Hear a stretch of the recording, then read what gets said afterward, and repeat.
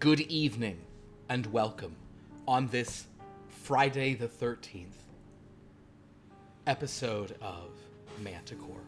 My name is Philip, and I am your keeper, and I am surrounded by a new crop of investigators from the New England Society of the Paranormal.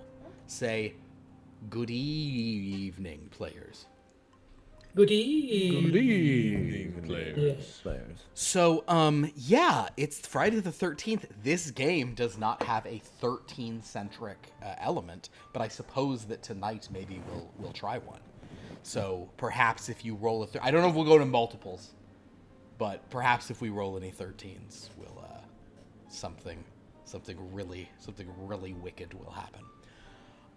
Not that we need much prodding for that in this game, because as our two returning players from last mission can attest, boy was episode 1 or mission 1 of Manticore an unsettling and unpleasant affair for all involved. We also, I should have warned you two in case you did any. I know you're both, had such specific with your backgrounds and your stuff. We are broadcasting in glorious black and white here, so feel free to not worry about your color temperatures and such things. Oh, that's wonderful. I was actually just CPing my background, so that's fantastic. Yeah, you can stand down. But forgot my green lipstick. Yeah, green lipstick and the super the insane blue under the eyes for the yeah. Oh man. Well, let's talk a little bit about before we get in and sort of introduce the players. Let's give a rundown of what our new members of the society, being Artie and Mabel, would just be aware of from the reports that came back when Antoinette, Enoch, Winston, Isaac, and Clara went and visited a remote island off the coast of Maine called Salt Rock, in response to reports of a baby lamb being born with a human head. Oh. Upon venturing out there, they found the very... Oh, and suffering a bit of a shipwreck and hilariously having a Dan, a.k.a. Winston X Winston's entire package of elixirs and bottles just shattered when Zane failed to catch it, which was pretty lovely. And what was good is that Zane, feeling terrible about it, could not stop laughing. That was what made it so Dan was clearly well, all the stuff I was, because he had we had talked about some stuff he had and some things he had on hand, and well, it's all gone. and that's actually another mechanic I should tell you about, Andrew. That is because Zane did what's called pushed a roll. If you ever fail a roll, you're allowed to try again. But if you fail again, it's not just a failure, it's a bad failure. So basically, he pushed the roll, and so I was so not only did you drop it, you it ripped apart on some rocks and every bottle shattered, and it was... I forgot he only needed to spend 2 luck to succeed in the first place too. Could have spent 2 luck, could have just had it, and instead he's well, in fairness, his dexterity was massively high. He's a rifle salesman, so it made sense, but yes, sadly, didn't work out for him. So, upon reaching the island, they met the Hayhue family, who were very strange. They saw a lamb with the head of a human baby in a barn, only for Dr. Day to see through the ruse and realize it was all sort of a hoax, a puppeteered thing, until Antoinette and Clara appealed to one of the young women there, who took them upstairs, where they witnessed a baby sleeping in a bed. When she pulled back the blanket, sure enough, it had the body of a lamb, and then it started speaking, or crying, and forming a word that the head of this organization had sort of told them was in a language that is of great interest to occultists such as them. They grew concerned about how the lamb had fed. There were some concerning phrases of, well, its mother can't feed it anymore, and the last you who fed it can't feed it anymore either. And one of the girls really seemed to want to feed the lamb herself. Our group fled when they were sort of, some of the gentlemen entered the house without permission. Everyone left, but Dr. Day convinced them to turn around because there was just, this was their only chance to learn something new. Upon returning, they found both of the young women dead, as well as the mother. The men were all missing, and they found the lamb feeding from the chest of one of the sisters in the barn. Yes, our Isaac Steele shot the creature, and they brought it back for sort of a post-mortem autopsy, which was also concerning in and of itself. Some confusing conclusions about what it is and why it was the way it had. Notably, it had 3 sharp rows of needle-like teeth, despite having a human-looking face. And a larger brain one would expect in either a human baby or a lamb, in fact. But primarily the biology seemed ovine. It was also learned that after they had left the island, that all of those men who were there, all the farmhands and sort of charlatans and who were trying to say there was this false lamb with a human head, were found drowned in the pond. The local authorities did not seem inclined to investigate this unsettling matter, as Heihu Island was always deemed a place you didn't want to go because, or that Salt Rock Island was deemed a place you didn't want to go because the Heihus were unsettling and strange.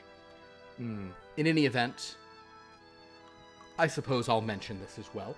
Isaac Steele, having seen very astutely around the space, believes there was a man in one of the front rooms of the farmhouse who he never saw, and based on reports does not believe was among those drowned in the pond on Salt Rock.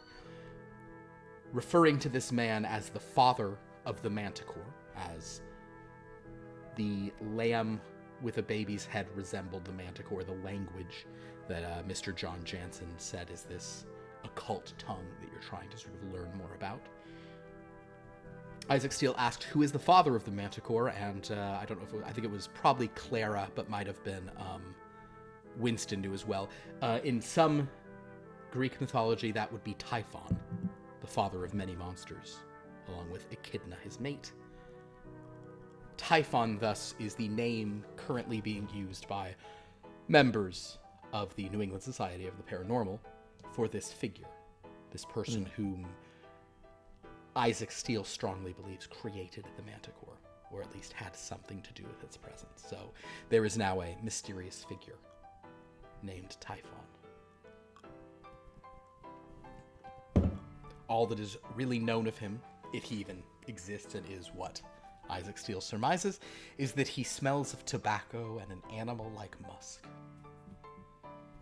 That's based on the scent of the room, then empty, that Isaac Steele once saw him in. Antoinette or Dr. Day, are there any key elements that I am missing from a sort of a download on what happened in that first mission?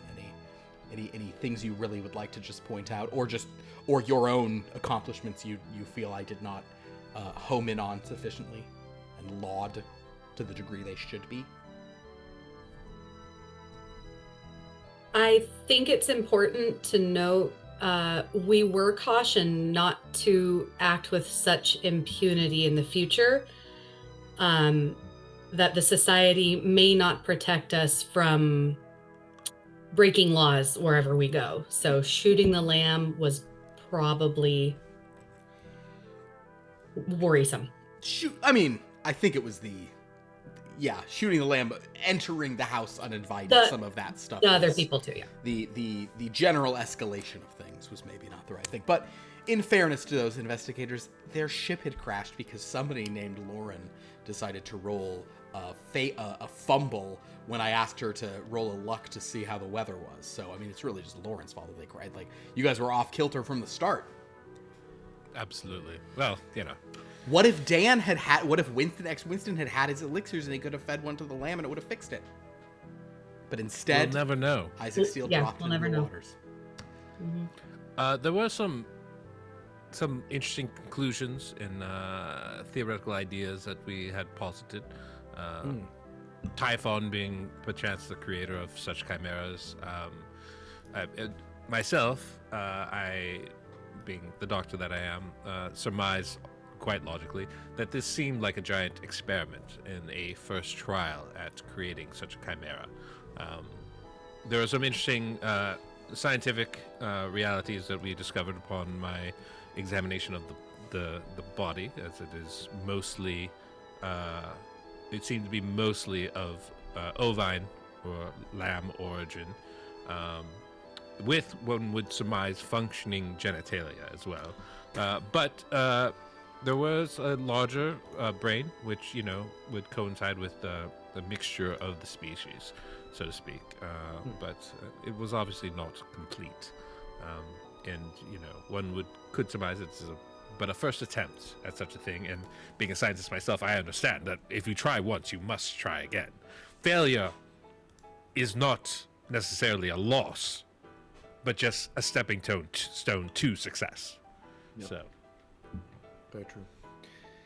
You mentioned that the teeth were sharp. Are we talking like shark teeth or needle teeth, or something other than that? Similar, I would say, similar in structure and stylization as a shark tooth would be, but perhaps a little more needle-like as far as the actual geometry of it, so to speak.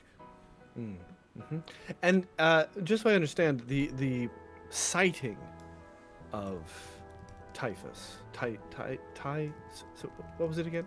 Well, typhon, but also Typhon. is referred to as typhos in some Typhon. writings. Yes. Interesting that you've said that, in fact, but go ahead. Yeah. Typhon. So he was seen or just sensed? Well, perceived? What was? Mr. Steele spotted him through a window, spotted a figure through the window that didn't seem to match any of the other figures within the house.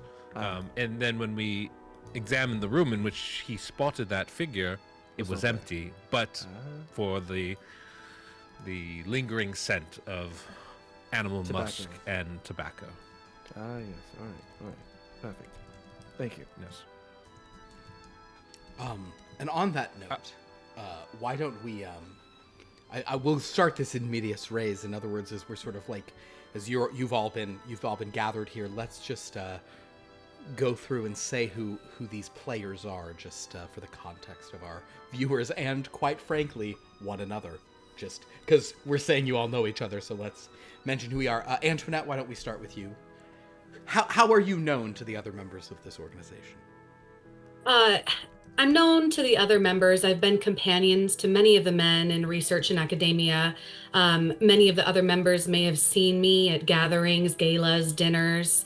She has climbed her way into the society, through the society, onto the society in many different manners, and has been invited personally by John Jansen, who she knows intimately. I suppose we should add that Lauren, for the first time, has really been taking the game seriously.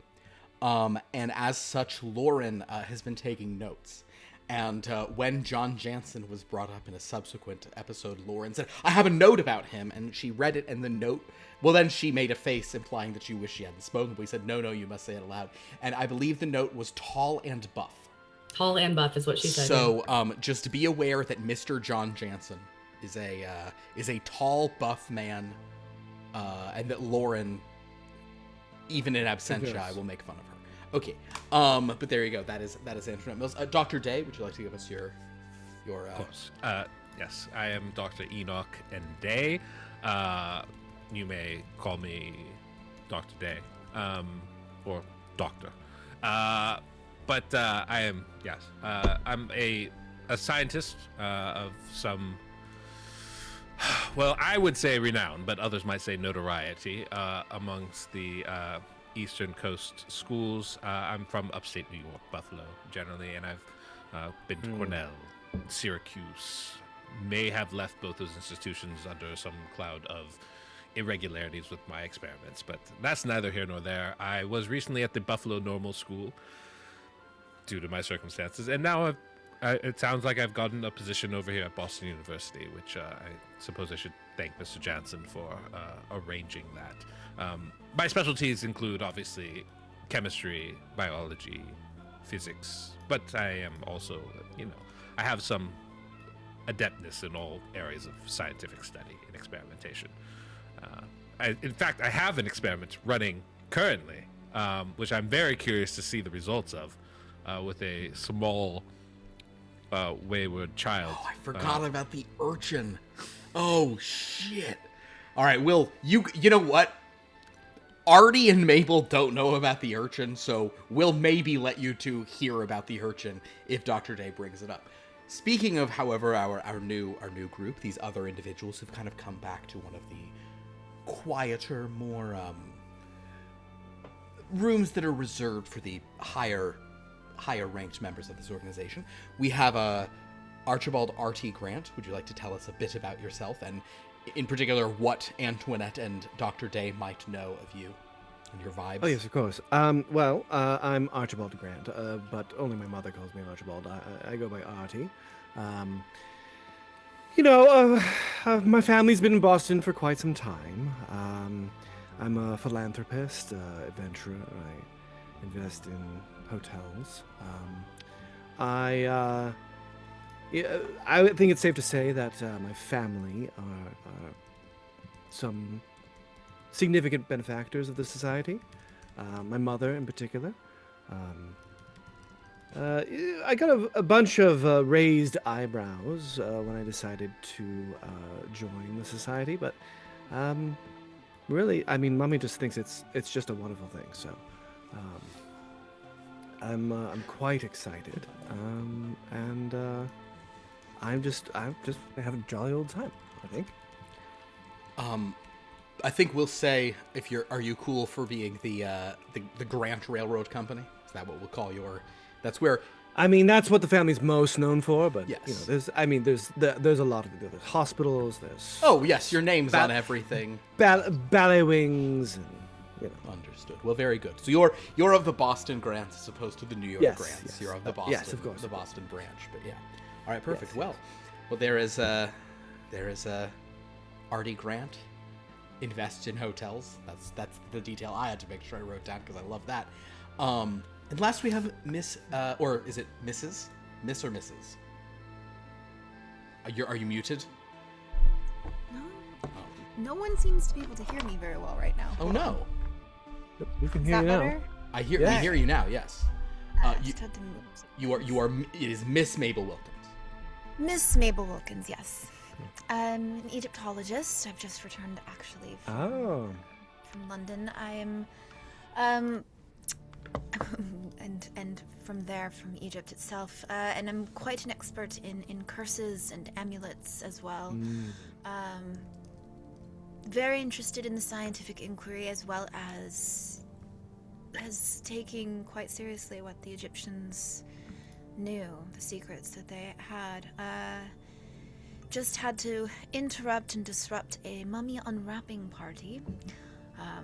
These are quite unwise events, not only because they are destructive to the specimens, but, well, you do not want a mummy's curse. So, and I've seen firsthand what happens to those who do not take care. So yes. There we are. Soft sciences. Nice. Well, as we have Antoinette, Mabel, Dr. Day, and Mr. Grant gathered here, Mr. John Jansen comes in.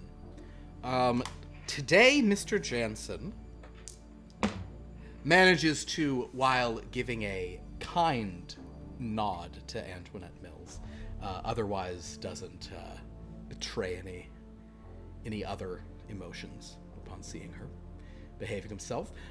He is looking particularly tall and buff today.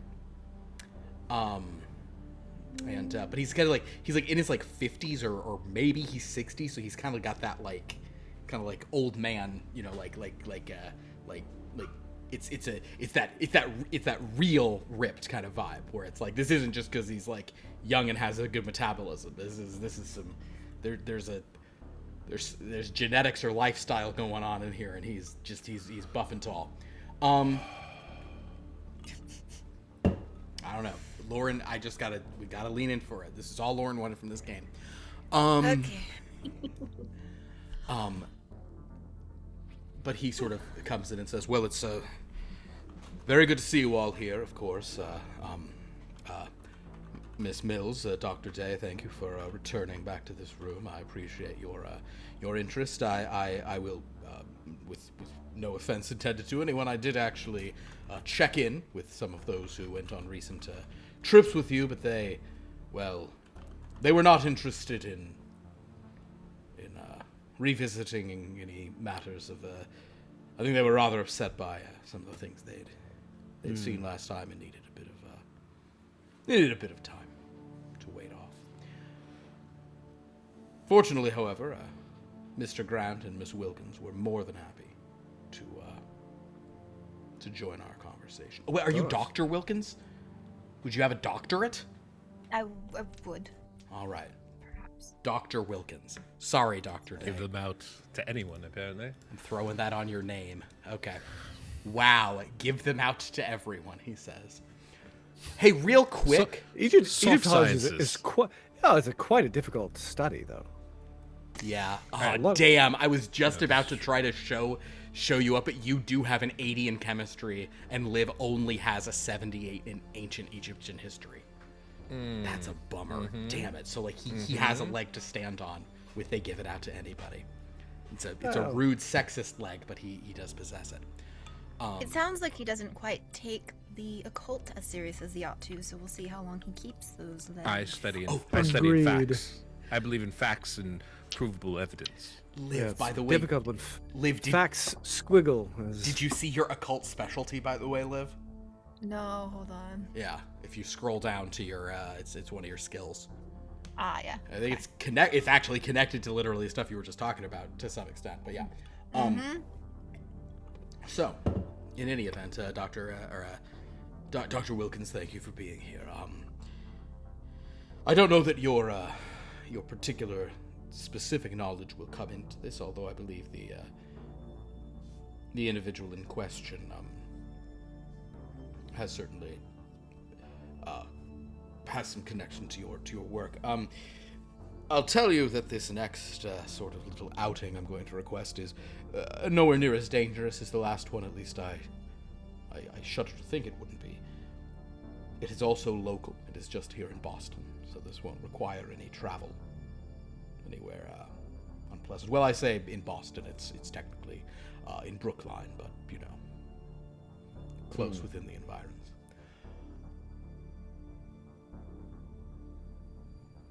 I will also mention, more for the benefit of Dr. Day and Miss Mills, that what I'm going to send you on is tied to something. There is something supernatural, we believe, something occult we like investigated, but this is. The reason I'm sending you here is less because of the Manticore language that we are trying to find answers about, and more about something that, well, that Mr. Steele put in my head and I cannot get out of it. How many of you are familiar with the painter Foster Crane? Archibald, since you're an art guy, give me an art roll. Yes. Art craft roll. 44. Well, I have good news for you, Archie Grant.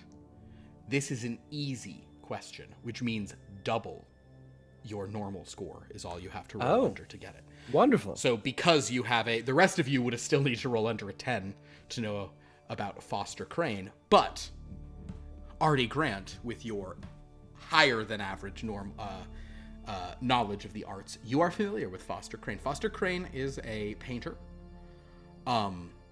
He is from Boston, though he spent much of his career in London and Paris. But he has since returned. He is probably he's contemporary. Contemporary. His heyday was maybe 30 years ago. He is a contemporary painter, but also a contemporary, likely, of John Jansen. He's even older, actually. He's probably in his 60s. You know him to be a sort of he's got a Ghost of Christmas Present energy.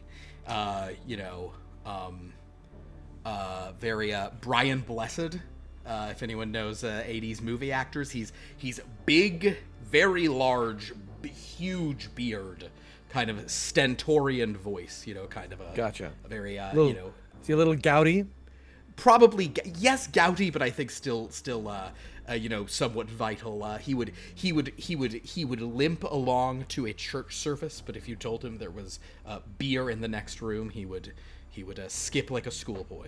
That kind of, but wonderful. the All gout mysteriously disappears when there is food to drink or etc. Foster Crane is known with an easy success. You simply know who he is. You know he has paintings. Like many painters, he is he often paints kind of allegorical paintings or paintings based out of mythology. He's not painting like he's not like an impressionist or something. He's not kind of painting real life, slice of life, grounded stuff like that. He's painting very kind of planets and stars and Greek myths. Gotcha. So yes, but John Jansen says, yes, obviously, Mr. Grant, you'd be familiar. He's a painter. He has recently announced a new painting. That he'll be working on, and the timing of it, that he'll be unveiling soon. The timing of it is eerie, in my opinion. How so? Well, because of what Mr. Steele found on their last outing. The painting is entitled Typhos Atlanticus. Oh. I heard this through, a mutual friend who mentioned that Foster Crane was working on it, and well, I'd like you all to go and maybe have a look, if you can convince him to show it to you. There was a matter of another of his paintings about not quite 40 years ago that he made. Again, probably anyone can try this, but this would only be Artie Grant who would know, although I think you would need at least a normal success to be specifically familiar with this.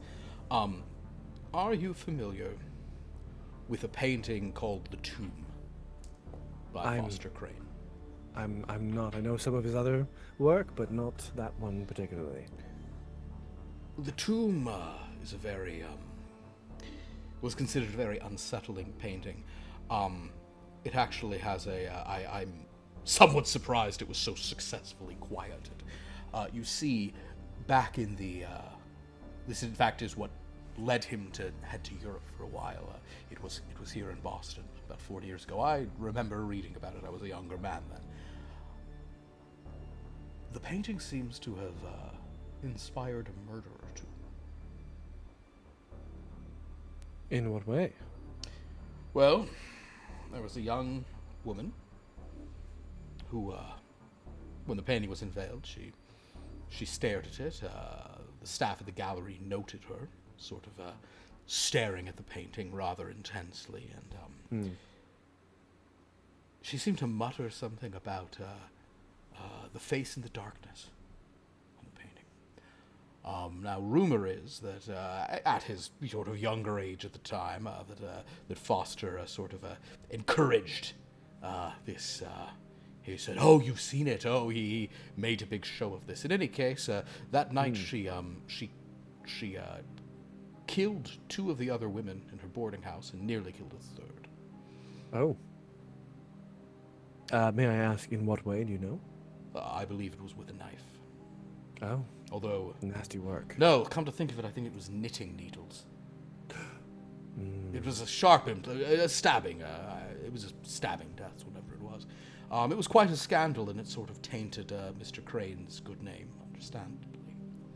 But some of us here at this organization, I believe, we've subsequently, looking back on local Boston lore, have always wondered if there was something beyond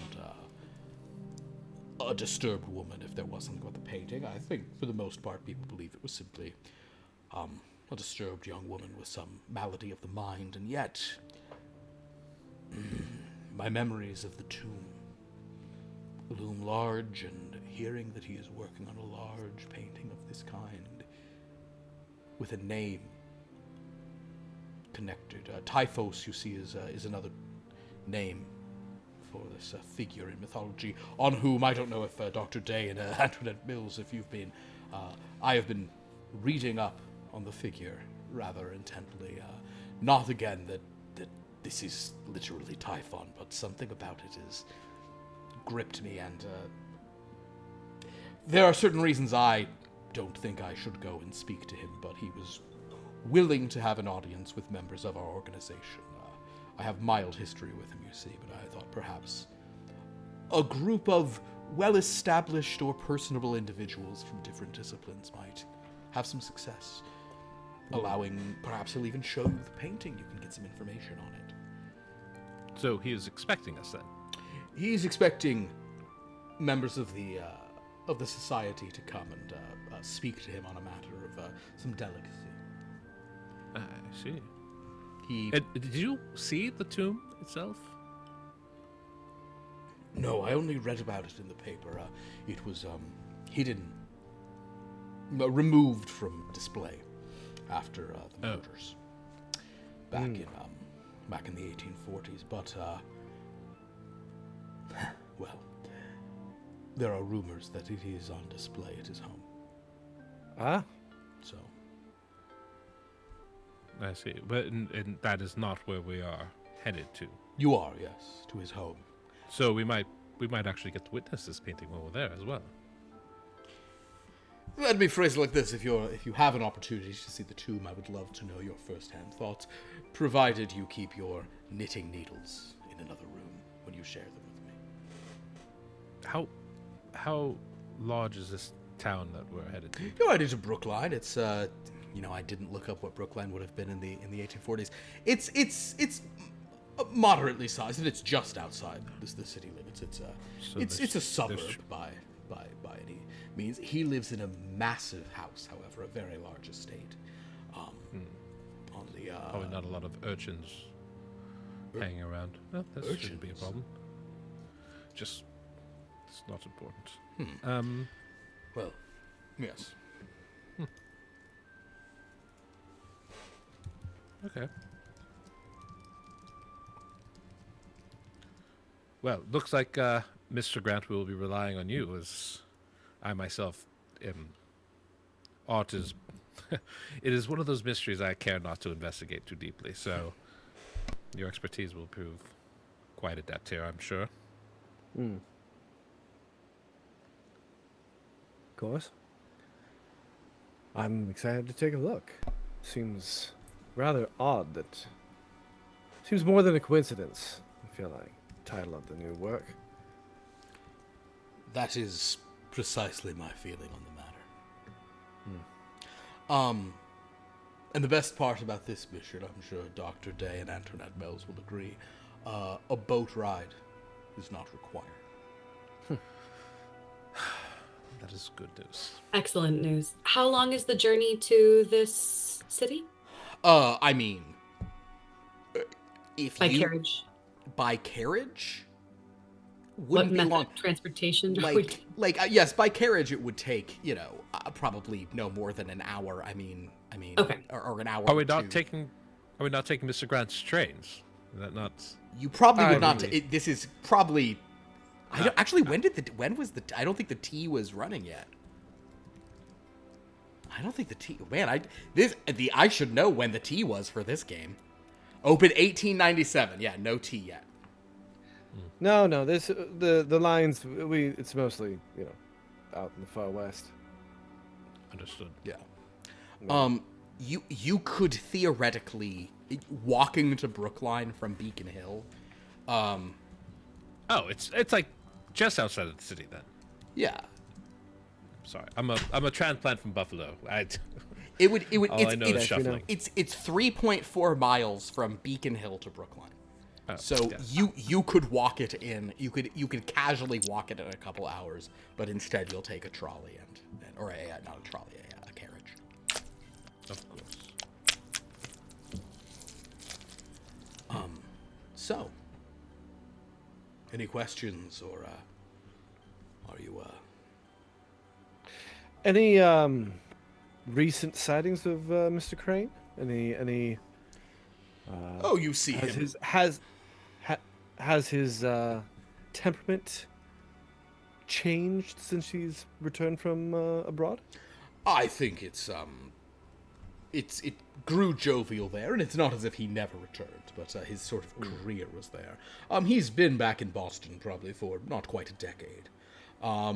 He is certainly no shrinking violet. He appears in a variety of functions around town, but he's certainly no longer the sort of major figure in the art world. Although, And speaking of which, has he had any showings recently, or is this none that are of the new? you would probably know that better than I. My understanding is nothing has been of great note. The fact that anyone's even referring to this Typhos Atlanticos is somewhat. For all I know, this painting is completely irrelevant. I just heard the name and felt I wanted it investigated. He very likely will be happy to show you what he's working on, simply because someone's asking. Understood.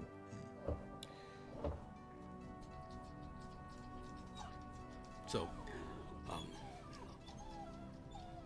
good luck to you all. Enjoy your trip out to Brookline. Thank you very much. Thank you, Mr. Johnson. A carriage is easily arranged to take you out to Brookline, Mass.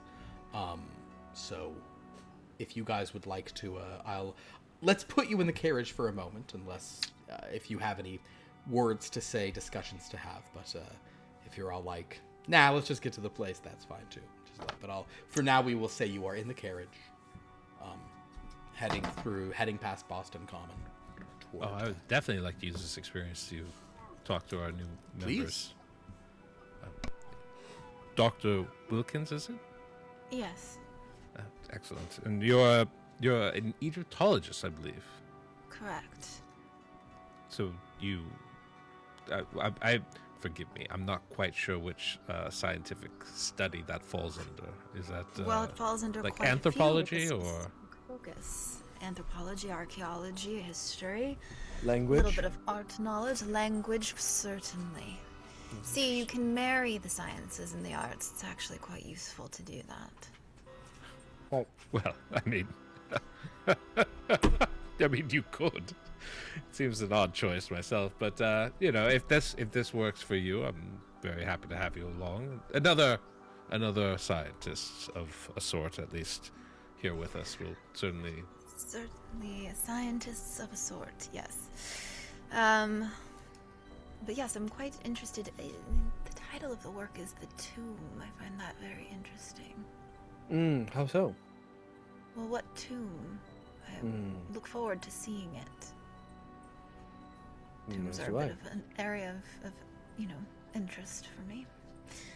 And Miss Mills, have I met before? Yes, we have. I've One seen last. you at a few of the events, yes. Okay, yes. And you said you've been helping. I was invited here personally by Mr. Jansen. He appreciates my contributions to research and has asked me to assist in the society and thought I would make a valuable member, though I must say I've never met such a learned woman as yourself. It's very impressive. Oh, thank you. We do what we can. Shall we go? Or is there... Let's, yes. Suppose so. Yeah, Mm. then. I Mr. can't Grant, wait to see- are you an expert in art? Is that what? No, I mean it's an interest. It's a hobby. It's just a bit. I see.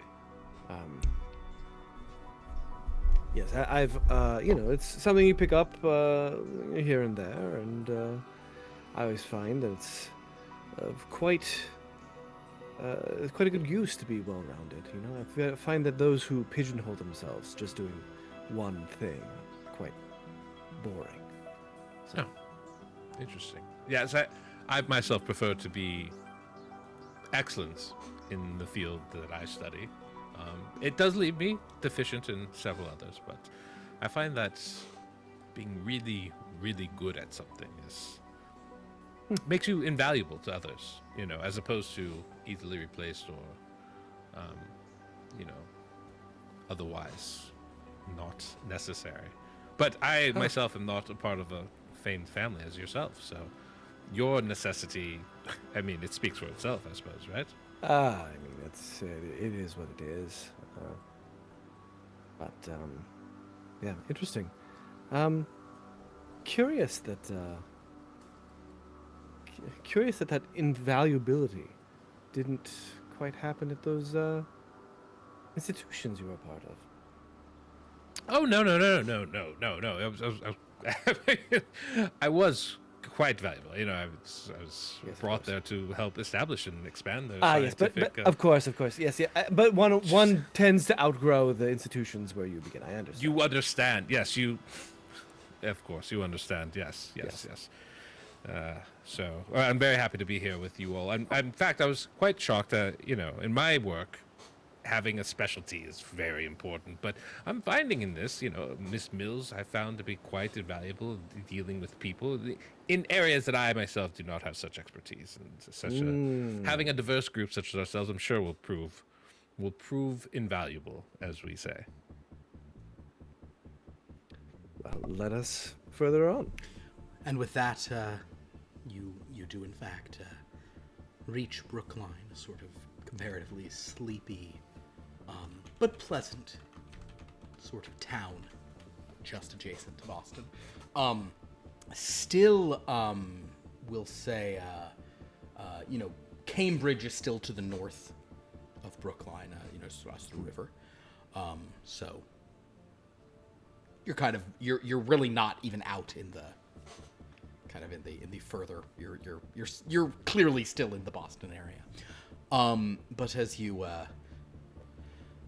your carriage takes you up the street towards this house, you maybe catch sight of it and see a very impressive mansion, and maybe obviously, Mr. Grant, you live in a more a finer and more expensive house. You probably are just in Beacon Hill. Well, who's comparing, though? Well, if you might be in your mind, because what this house has over yours is scale.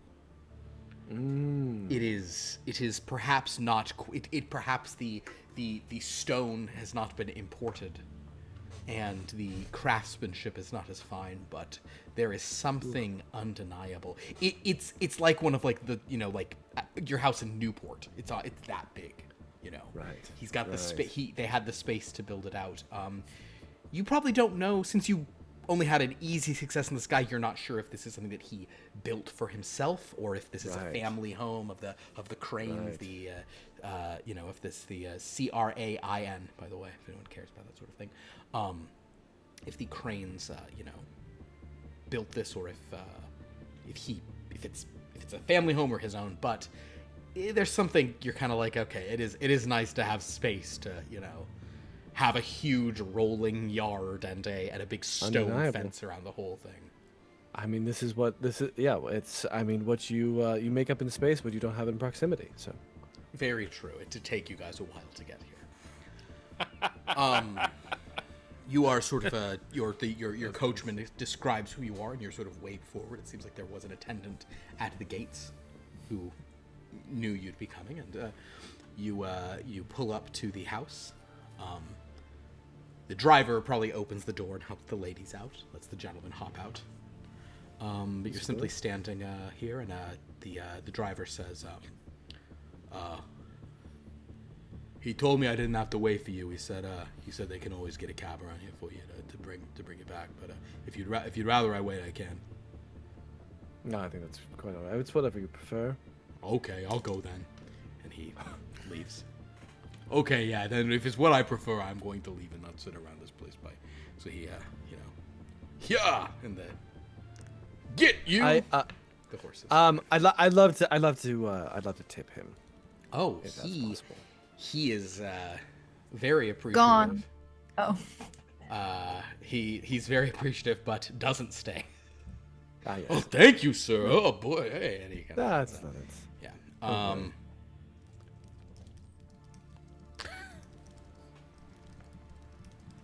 You know, Mr. Grant, I have several experiments that might be of interest in you if you are interested in funding such things. I'd love to talk to you about them sometime. If you, I never. Once this is done, of course. Of course. Your I- experiments that involve children? But no. That's just something Lord, I'm doing on Dr. the side for myself. What I need is a rich man who can provide me the funds to bring me lots of kids for experiments. Oh, boy. This is touching real too close Yeah. to real life. Do Yeah, I was about to say. Do you happen to have an island, Dr. Grant? Is there a place we No, can... no, I don't. I don't have any islands. No, I do not. I do not at all. No, I don't. In fact, I'm not really one for. I appreciate it, Dr. Day, but I'm not really one for the sciences. It's just never. My brain just doesn't work that way. I'm sorry. It's, I understand. It's not. I never went to not college. I never went to university. Right. But that's, I mean, unfortunate. But that seems fine. It's worked out very well for you. So there's no harm in that. I mean, I do all right. I merely mean that if there's some one never knows in science what it's going to produce. So you just Right. I'm sorry. Well, let's keep the conversation going, shall we? Of course, yes. Of course. Yes. I seem to have. I am Can fascinated. Mabel just lean over to Antoinette and go, isn't it just always so funny when men are just fascinated by each other? You should have seen the last strip. Dr. Day was something else. Anyway, Ms. Mills, Miss Wilkins, shall we? Yes. Of course, yes. Yes, Gentlemen, yes, please, let's We go can talk inside. about this another time. Yes, of course. Yes, of course. Thank you very much. Dr. Day, you may make your propositions at a later time. Absolutely. As may I. The thought occurred to me. I thought I might as well voice it. Of course. I completely understand propositioning rich men. I understand. It's irresistible. Yes, that's why I'm confused what we're talking about. But Let's head inside. Doctors, Mr. Grant. Ms. Wilkins, Yes, I'm fascinated to hear about your studies in Egypt. Yes, absolutely. I think we can discuss them, perhaps, At your leisure. yes, as we continue on with the task at course. hand. Of course. Yeah, I've always found Egypt is such an exotic and fascinating, rich history. Oh yes, lots of art and culture and science and truly, astounding feats of scientific and mechanical effort that we still don't quite understand. So Yes, and strangeness. yes. I really like that. I just feel like this is the four of them have been standing at the porch, saying all of this back and forth, and I feel like for just four different reasons, every one of them is assuming someone else is gonna go knock on the door. There's no it's not necessarily like arrogance or it's just So like, polite. Just And this is after we spent the entire carriage ride in silence. We chose not to talk talked until we very went little on the carriage ride. Well, sometimes you just have Got to, out, paid the don't need to gentleman, force and it, now you know. it's just, and they're standing here. I love it. Should someone perhaps approach the door? I'm after you. Of course. I'm just gonna walk up and knock. Knock on the door. After a few moments, there is a. It takes a while, but you sort of you knocked loudly, and sure enough, after a few moments, you hear the door being latched and unlocked, and it's thrown open. Standing within is the man himself, Foster Crane. He is Mr. Crane. He is nowhere near the buffness level of Mr. John Jansen, but I would say he maybe is taller than Mr. John Jansen. I saw somebody referencing Dennehy. He's probably more of like Brian Blessed is who's mainly thing. He's more kind of like big and rotund. Jansen's like oh shit, this old man. I bet this old man could wrestle something. This guy scares me. Jansen makes me uncomfortable, and maybe some of the ladies uncomfortable in the right way, if you know what I mean. But he's this guy's like, so he sort of opens, and he is wearing a. Probably helping the vibe. He's basically just wearing like a muumuu. It's like kind of like this artist smock. It has some paint on it, made of canvas, but he's just like this large single kind of.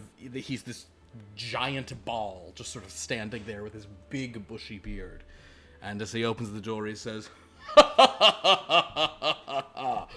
"Well. I don't have visitors of your variety very often, but I'm so glad to have you all here. You're the ones who've come from the charity shop, is that right?" Mm-hmm. Yes. So it's a way of phrasing it, I suppose. It's a way of phrasing it.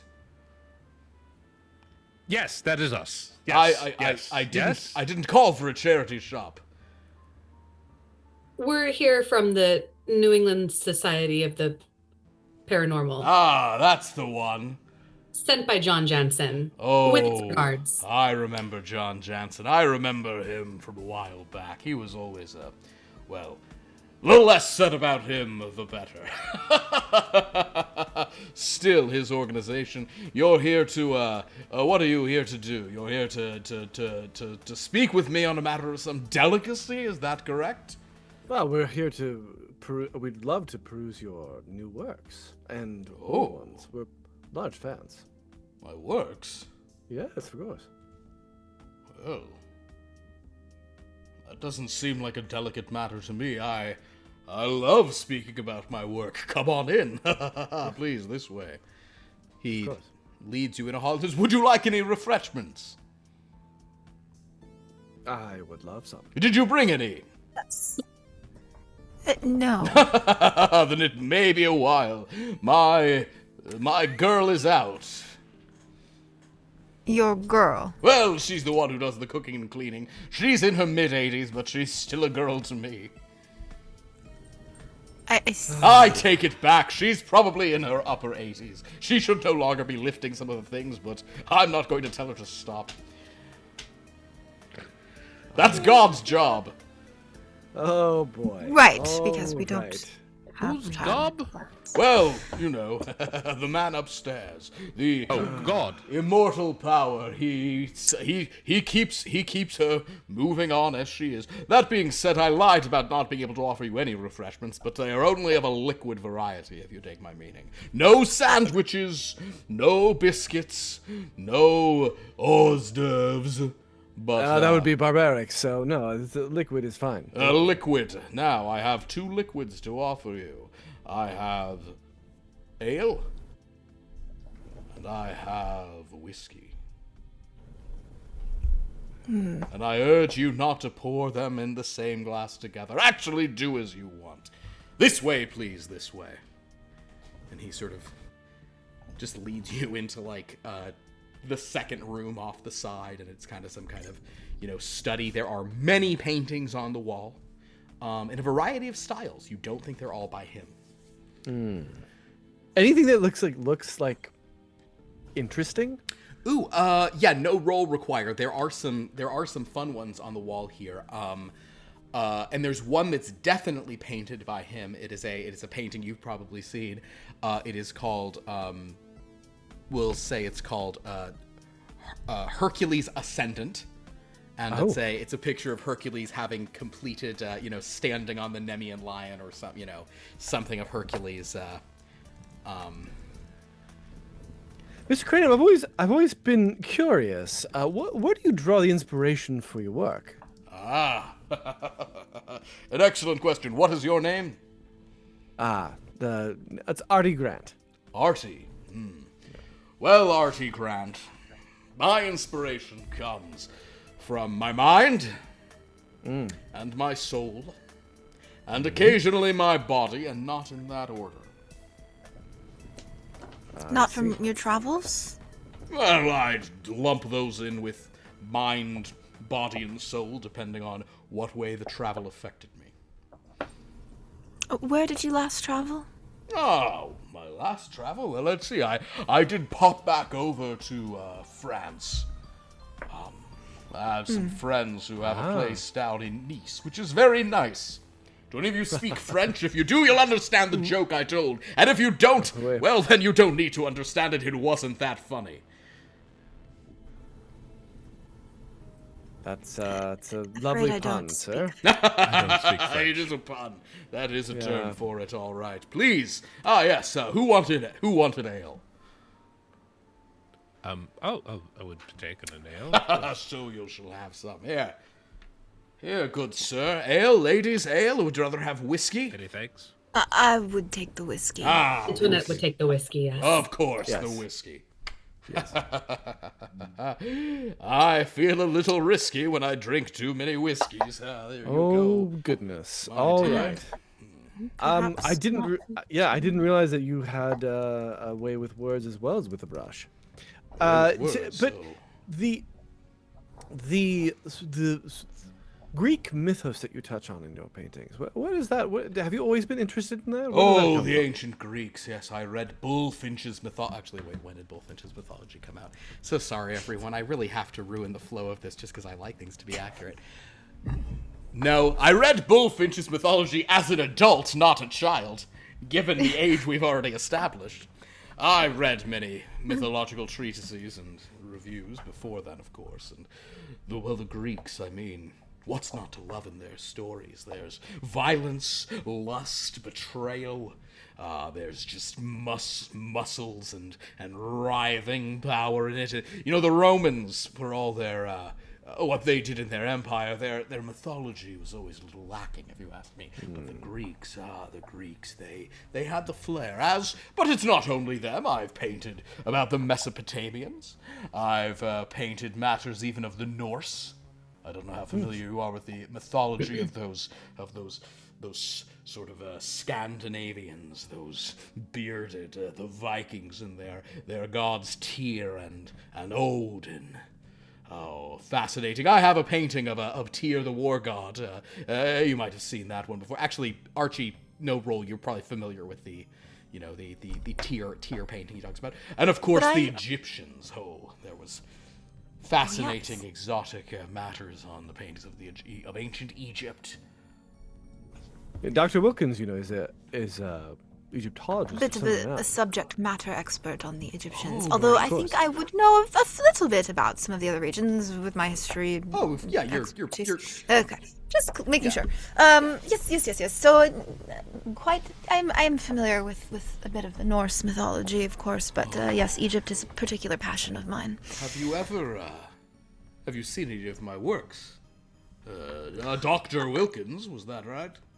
Yes. Would I have seen any of Crane's works? Maybe if any of them have an Egypt focus? I think this is simply going to be you know what? Because it is Egypt based, let's go ahead and make this. It's going to be a hard, but give me an Egypt history and a history Egypt. So you're looking for a 39. This less reflects your knowledge and more reflects if his This is more a question of, did any of his paintings raise to the level where you'd actually pay attention to it?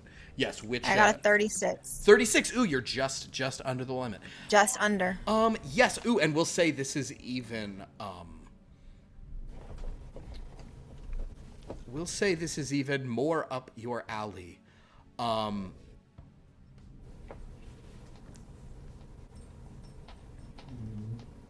Yes, he has a,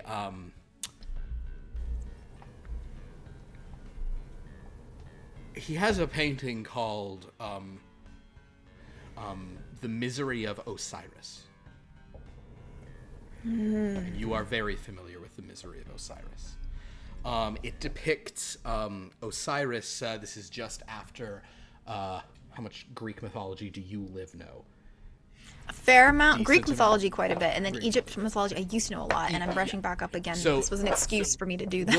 We'll say that this Egyptian this is if you're familiar with like the death of Osiris. Yeah. He was dismembered and his Yeah. body parts were Yeah, scattered. yeah, That part I do know. So basically it's kind of like involved in that, but then he was kind of like reconstituted as a mummy.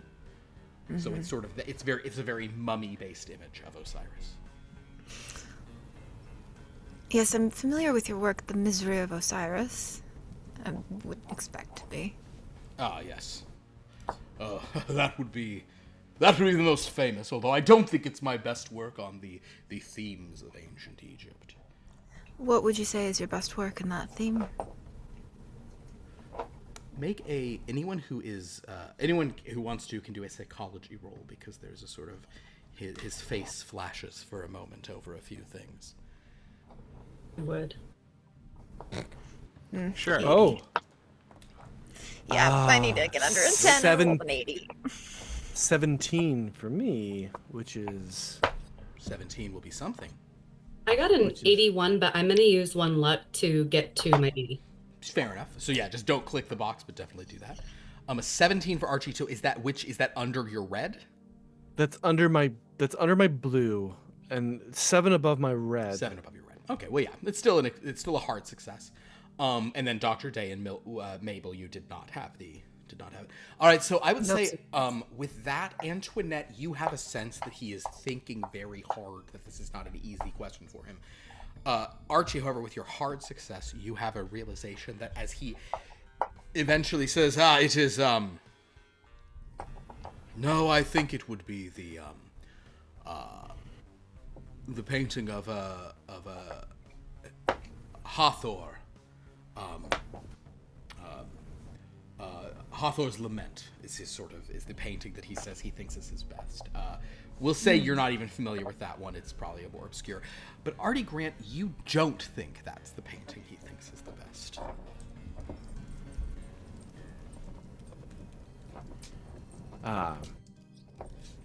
Foster. May I call you Foster? Certainly. Really? What? Really what? I think, I always, I have a half sister, and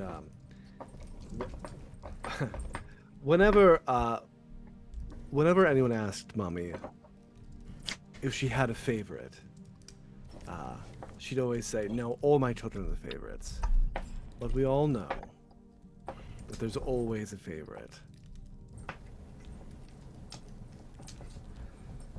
Give me a charm roll, good sir. All right. Okay. He's picking up what you're putting down.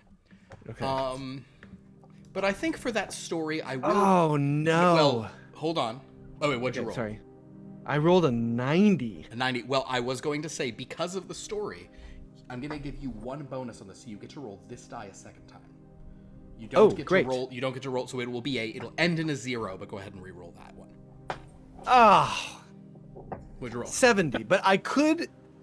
So if I could spend 5 luck to bring it down to 65. You could Is that how spend that works? 5 luck to make it a thing, or, and this never goes Push it? wrong, you have a 65% chance to get it right. You can always push it. What's the worst that could happen? Oh, yeah. I'm gonna push it. Never I'm gonna goes push wrong.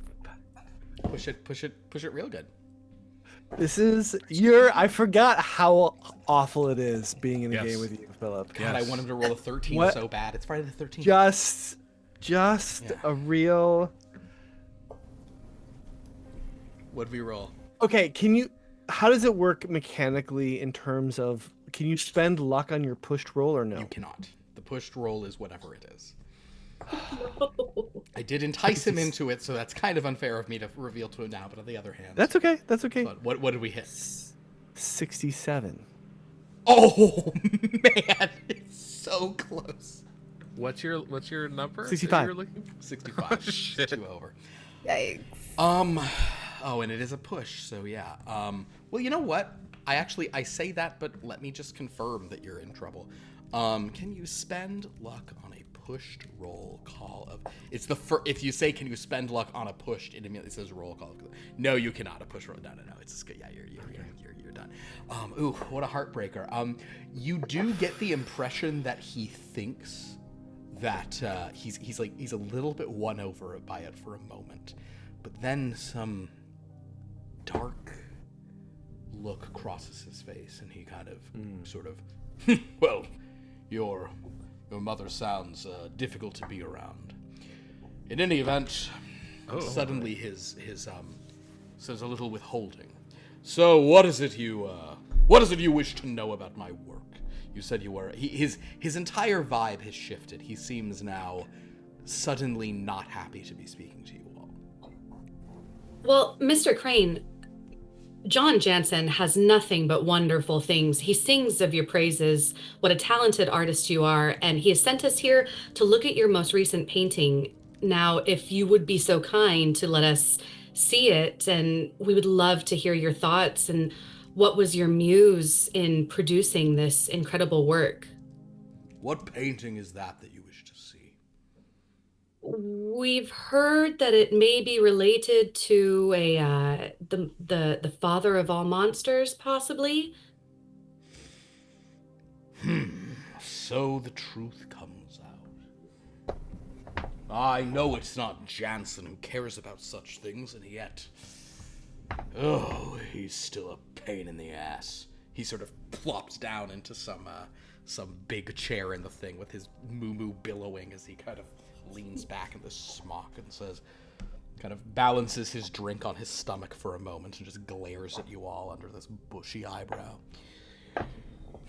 So someone's been telling tales out of school, speaking about what I'm working on, and now Jansen, who doesn't give one hot, fleeting damn about artwork, is sending his people to find out more.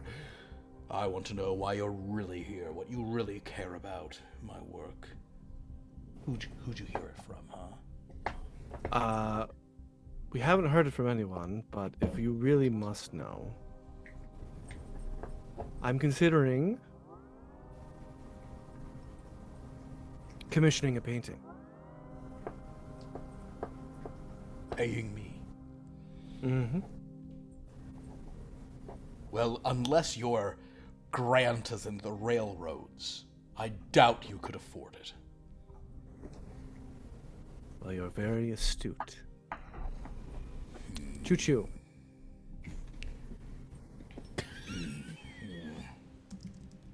I see. Go ahead and make a credit rating roll. You're pretty good at those. And if you fail this, push it. Yeah. Choo-choo, he says. Choo-choo. Choo-choo. Chim-chim-cheree. All right, 64.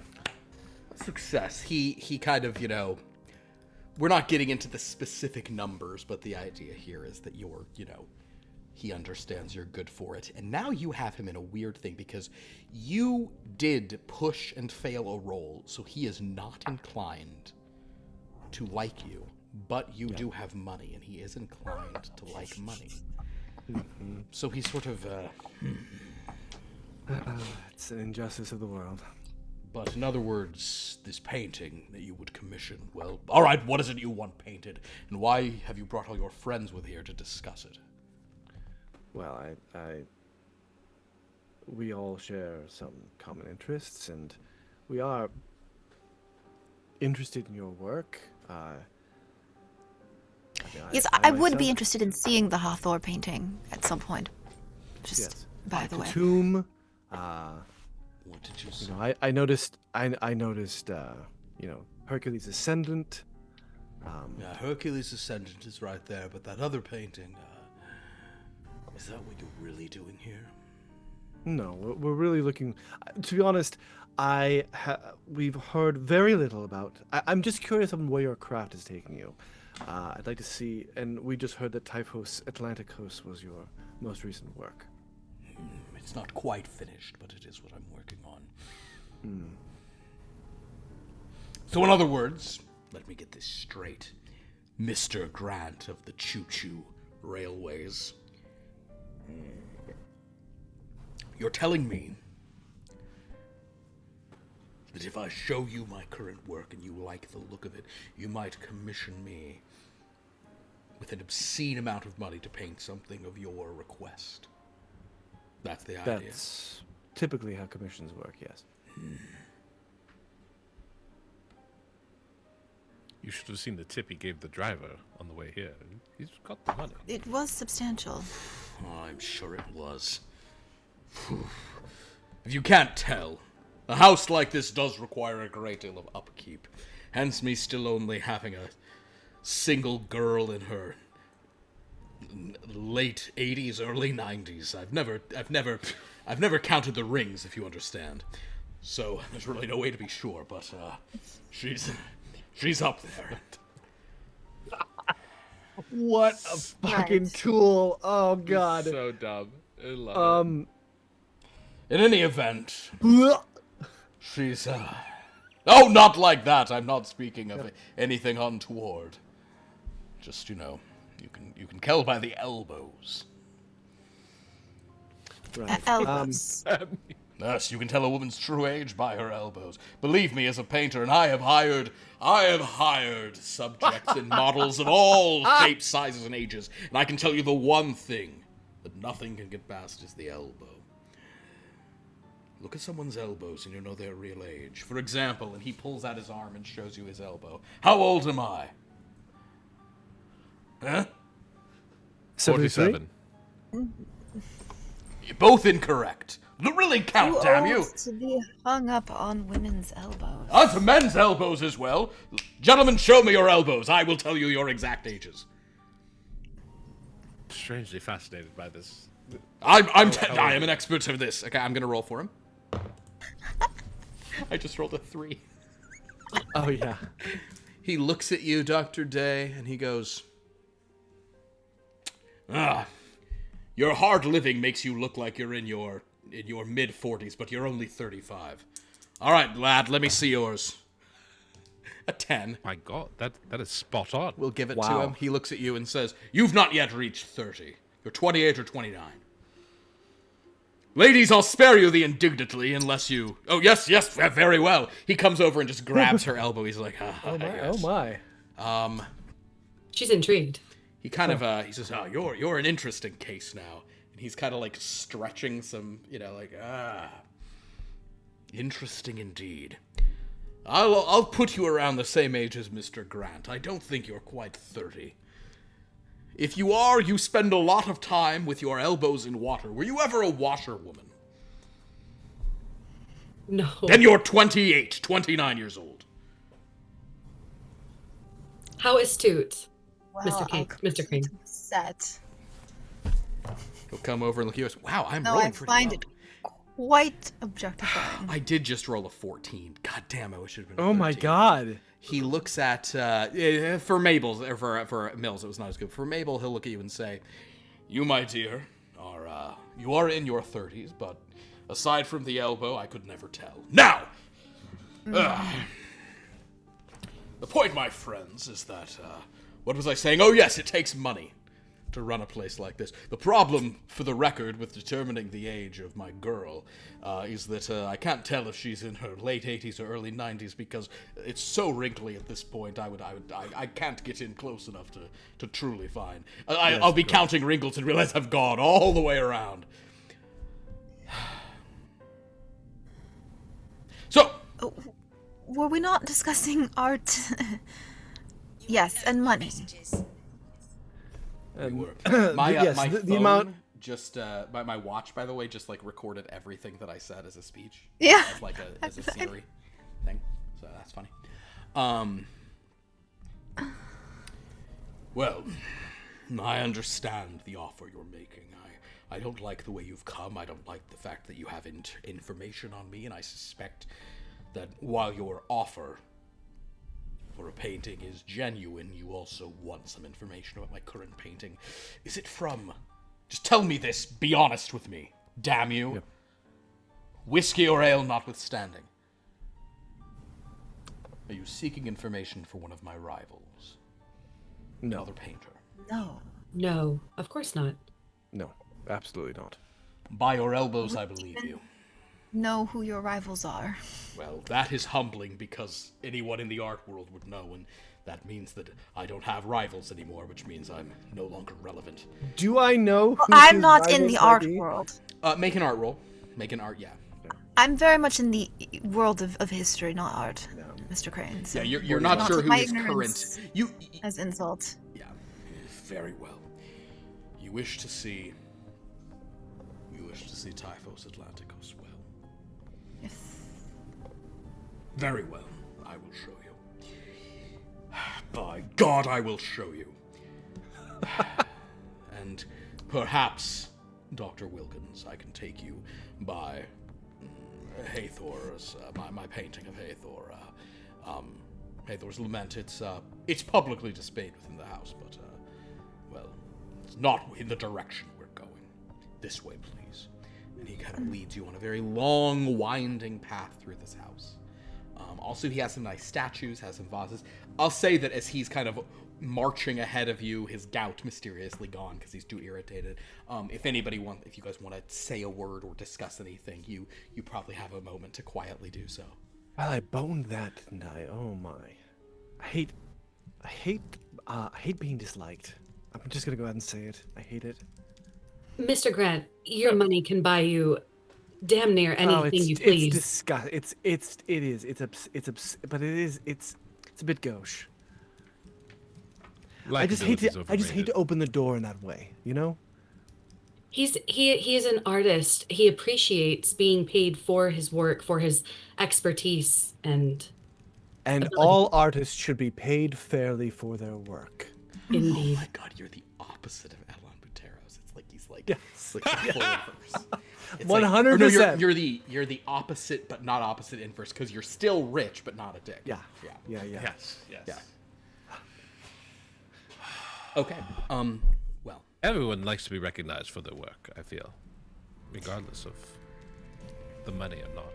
I'm sure this one gentleman would respond quite well to effusive praise of his. I completely his agree, Dr. Day, creations. and I flash my eyes at Miss Wilkins, or Dr. Wilkins, rather. Mm-hmm. Well. I mean, I can tell you, not being appreciated for the work. He sort of comes to a Frustrating. door on one side, and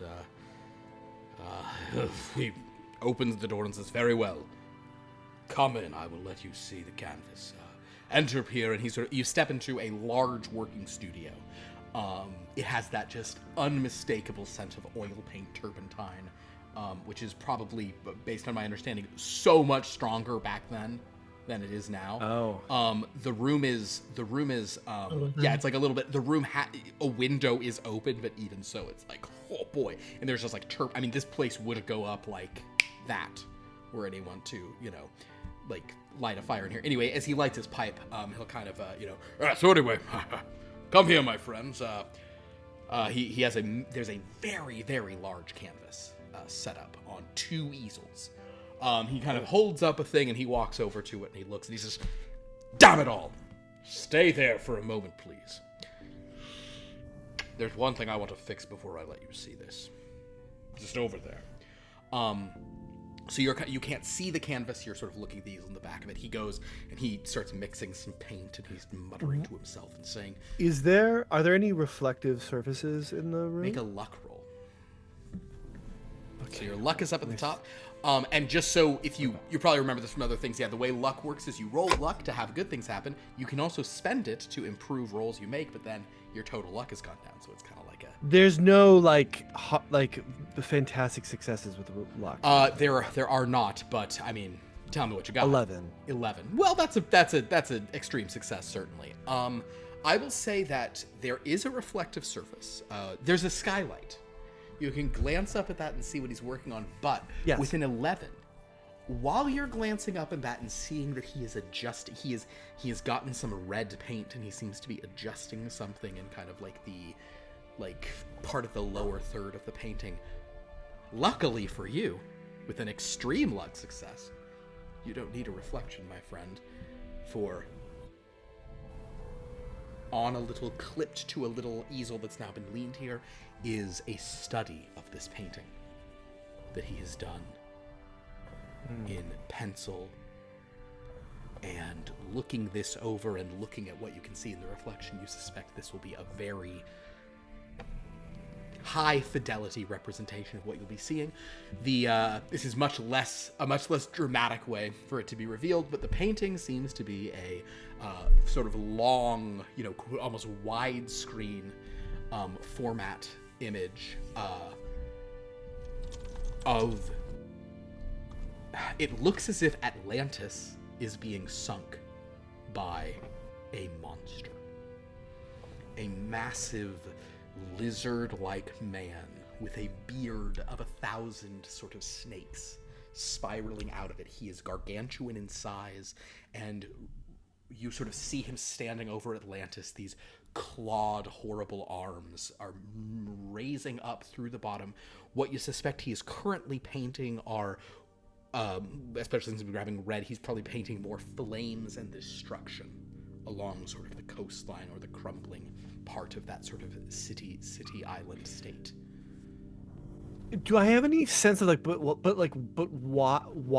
does, like, do I feel like is this just like, oh, I want to, am I trying to change or cover something up, or is it more just like, I see this now, I just walked in the room, I see this piece, and I really need to fix it?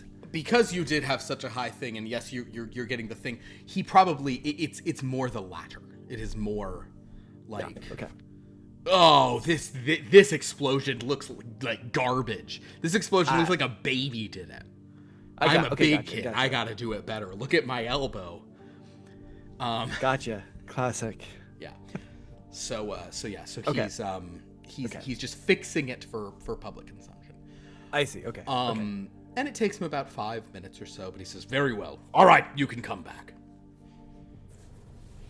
As you step back, I will say that the artwork itself is extremely good. He is a painter who, he got his start in the 1820s, but he is kind of painting sort of with his heart. Oftentimes sometimes Americans are at the forefront, sometimes they're almost obsessed with people from 30 years before. So he's really painting like painters more from the 18th century, and embracing a degree of photorealism, trying to have things look extremely accurate, it's sort of not not impressionistic, not stylized, basically, for lack of, I'm not an art history major, so I'm not saying this perfectly, but I can give a syllabus of the types of paintings this looks like. Okay. Also, he's using the chiaroscuro, kind of like very like strong, harsh lighting. So it's a very bold image. It's nightmare fuelish, and it is also just like massive in scale, both in terms of the paint, the canvas itself, but also what is being displayed. That he is an allegorical painter, so by painting the destruction of Atlantis by Typhon, who is not really connected to that's not like a part of a myth. He is clearly, this is clearly saying something, but you're not necessarily sure what Atlantis is, what Typhon is. You're also, I'm going to say you're all like, that's Atlantis, because it's like, an island that's about to sink, but, and it's Typhon. You might not know what this was without knowing the name of the painting, in other words. But could I examine the biology of the creature, the lizard man? Interesting. Yes, go ahead and give me a regular science roll on that. What is that? 43. You're certainly under your science target. That is certainly this appears, and you think people might have said this when they were talking about Typhon last time. This seems to be a. Before I go in, I have two things I'm looking for. Yes. One is chimera relevancy and connections. Like, does it have 3 rows of teeth? Are they needle-like, etc., etc. The other thing I would like to look at is the appropriateness of the biology. Were this a real creature, so that I could use that as praise for his artistic work, which is the part I would say out loud afterwards. I will say you can definitely. You see no sense of The only way that it is chimerical is it seems like it might constitute more than one animal, but whether they are sort of like hybridized like a chimera or manticore, or whether it's more of like a swarm, like the beard might there might not be a beard, it might just be a bunch of snakes are crawling off his face, kind of a thing. Yes. The biology of the creature, while fantastical, feels accurate in the sort of nuts and bolts way. So there is absolutely the way the vipers have been sort of presented coming off of his mouth is accurate.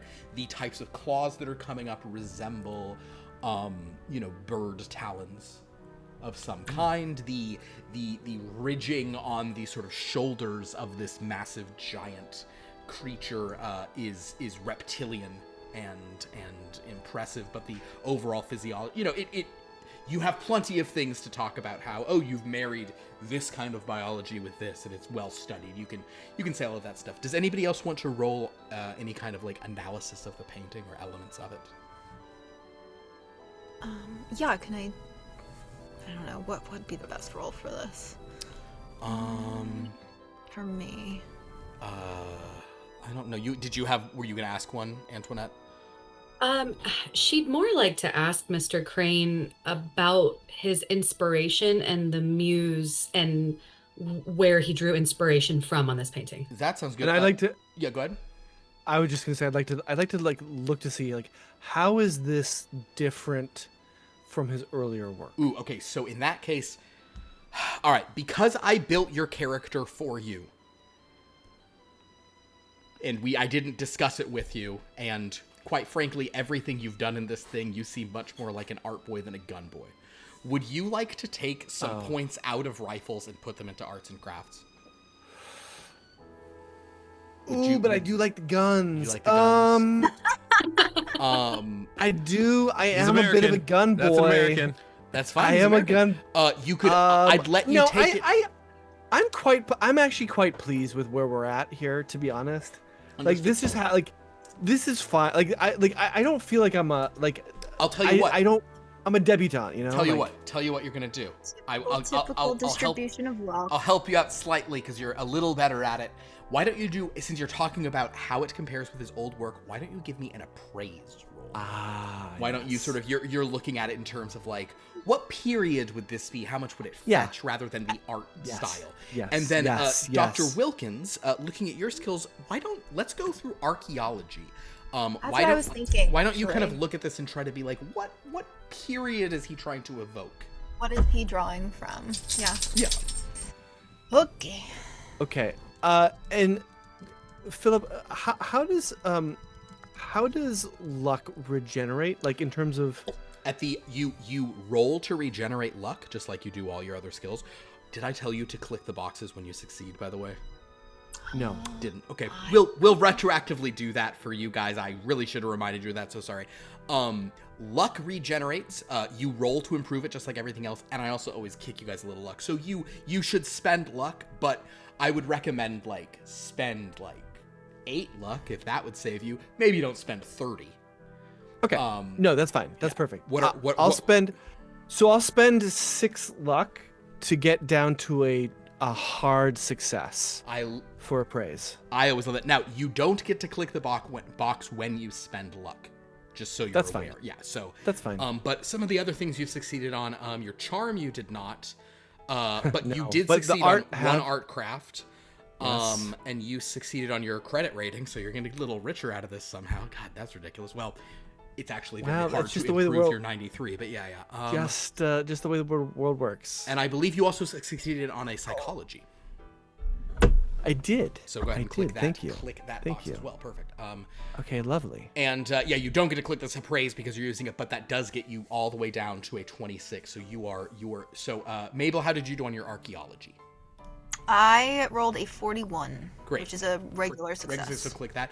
So if you guys would like to roleplay it now, Dr. Day, you certainly have many good things to compliment him on, biologically speaking.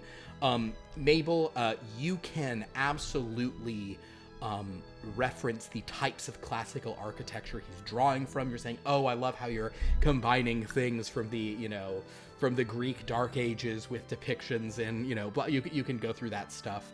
Right. Artie, with a hard success, you can reference a few of his iconic paintings and say, "Oh, I love how you've returned to this, like to the shadowing that you did in the Hera chases Aphrodite with a javelin."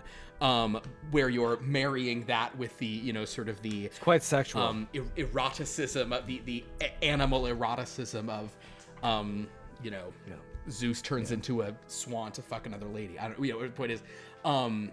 That's verbatim. Titles, that's the original title. I'll wait to say anything till after Antoinette. But yes, Antoinette. Ask about inspiration. I would like to, once we get his answer, I'd like to shift that towards his inspiration for the Typhos character. Great. Specifically.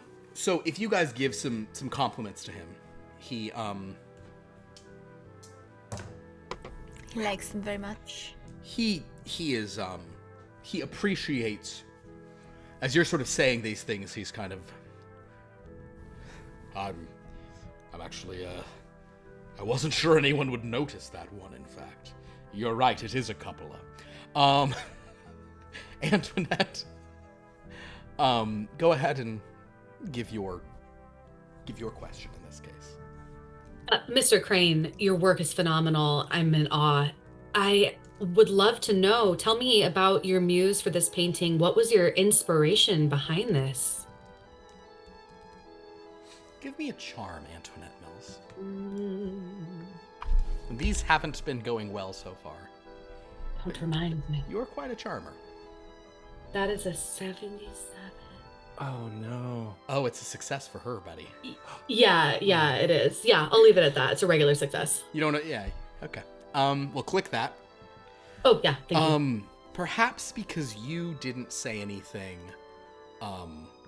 super duper rude earlier. He's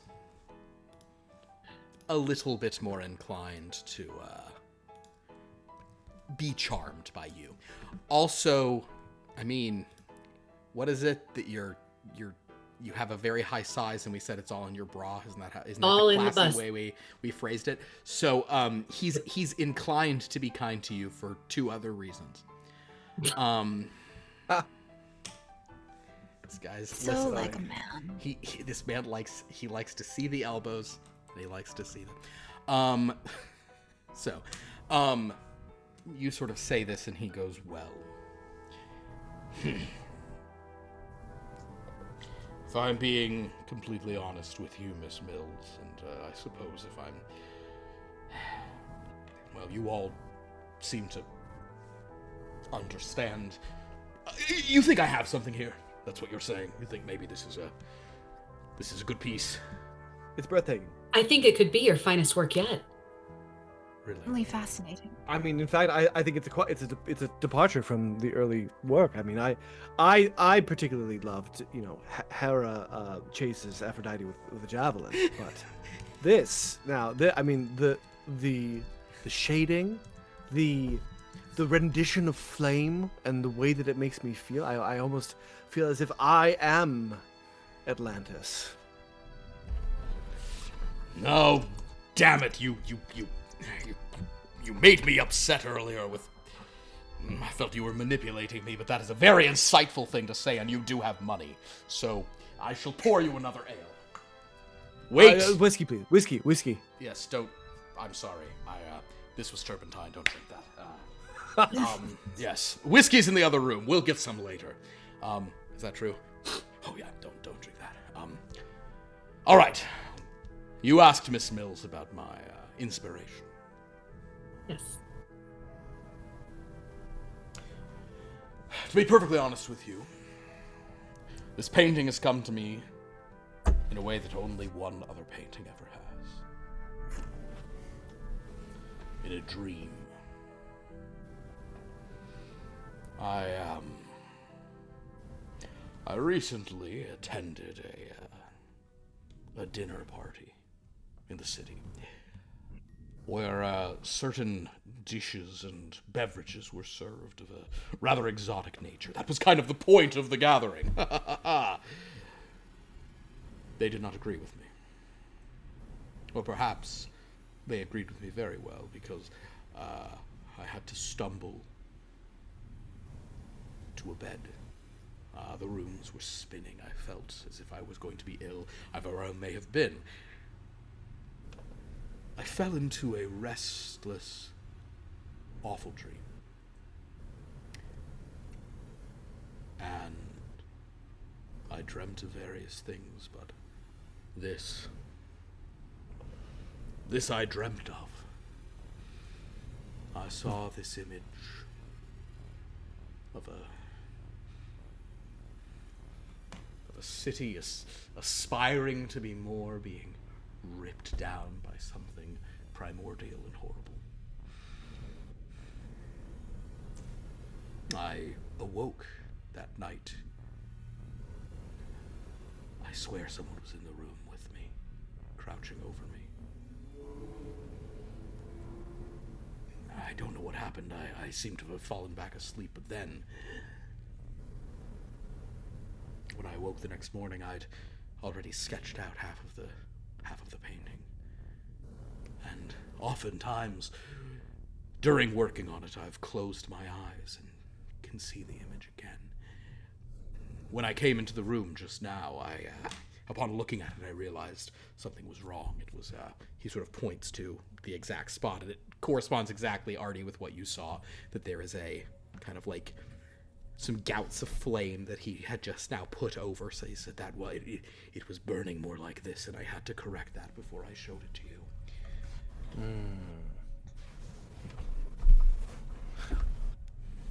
Do you feel like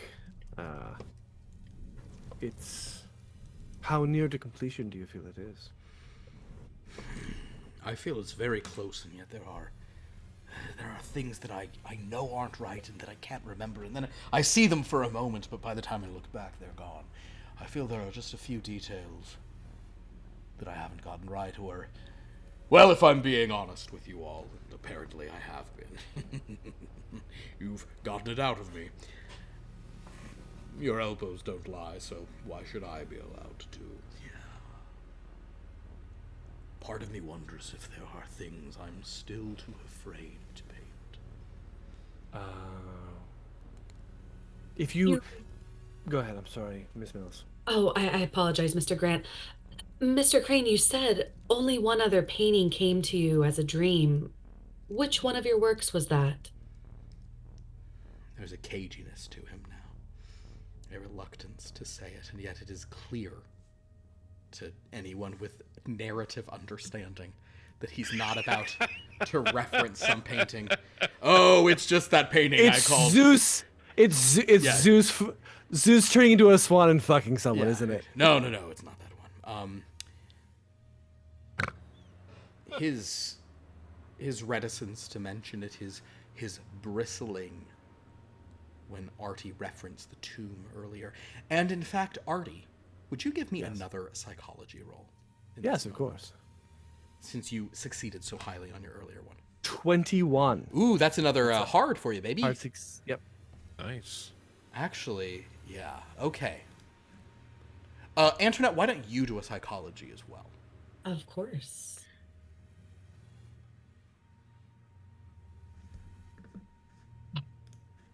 I keep rolling in the 80s. I'm using 6 luck to get to 80. You don't. Do it if you want to. He's already got it. You don't. You're good either way. But I was gonna just let you on because you're the one asking the question. Spend your luck if you'd like to, but save it if you the party's already got it figured out. You know what I'm saying? Okay, I'll leave it there. Archie, because you saw him, you realize that you've answered another question with this question, which is not only is the only other painting that he felt in a dream the tomb, that is also the Egyptian painting he deems his best.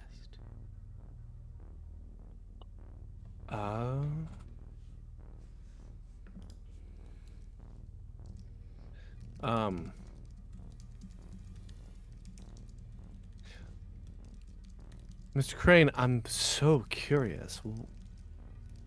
Who threw this party? Well, it's someone your friend, Mr. Jansen, might know, in fact.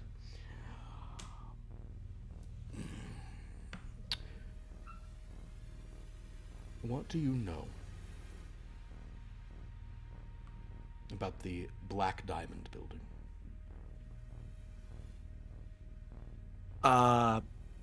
What? Oh, sorry. I paused as if you could answer that. Yes, go ahead and roll, and this would not be, I don't think this would really even be,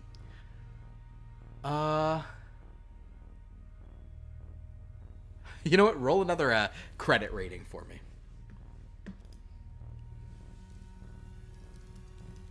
35. Another hard success.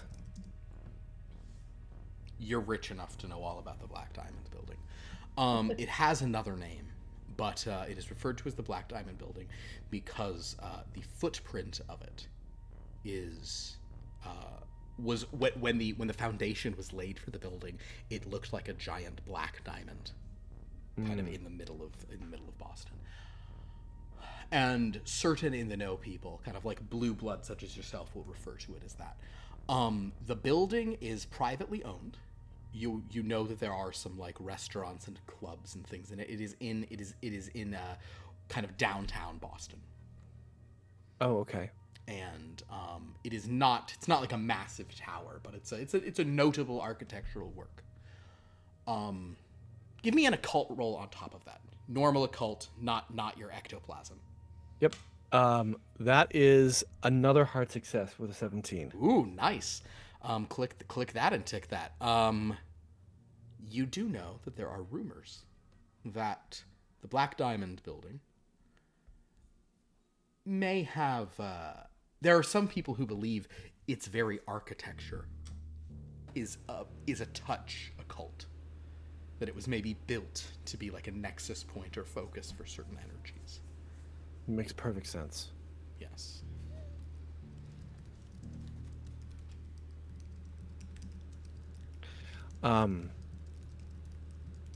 Fascinating. Yes.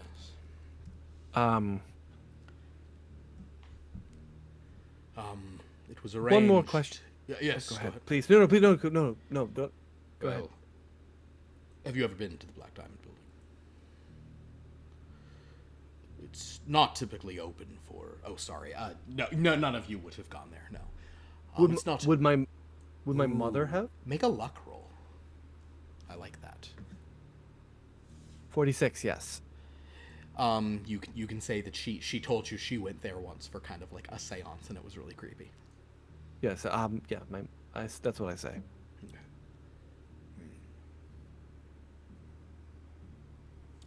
It was arranged by a gentleman. He identified himself only as Mr. Cornetto. I don't believe it was his real name. He's a man who moves in some circles of art, rare books,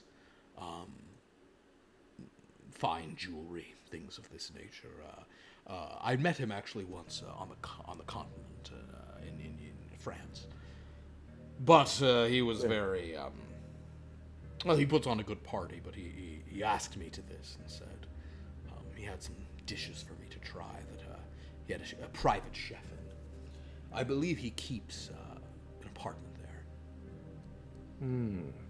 Did anyone else also partake? Or? Oh, there were many other people there. I don't know if anyone was quite as affected as I was.